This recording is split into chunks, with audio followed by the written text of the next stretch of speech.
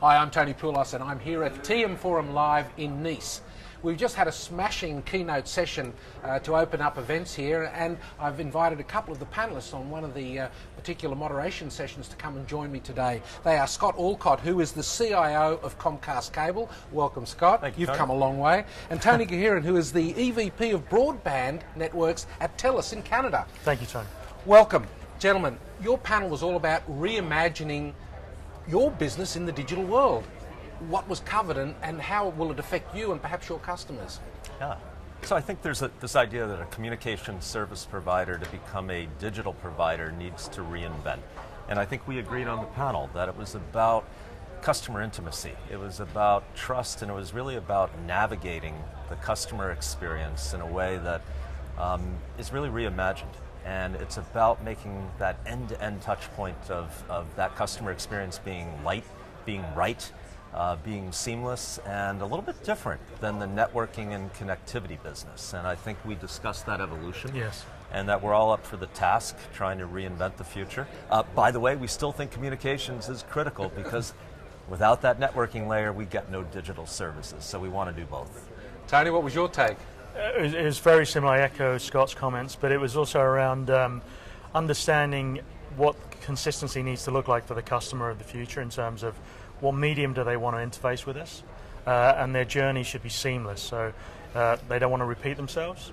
They want things in real time, and they want it accurate and reliable and security built in. And then from an internal business view, it's how do we reap the benefits of this digitization to kind of pay back the investments, the massive investments we make in providing those network connections. Understood. Now you're both in companies that have so many different plays at the moment. You started off in cable, of course, in Comcast. You're doing just about everything. TELUS is also involved in multi-play.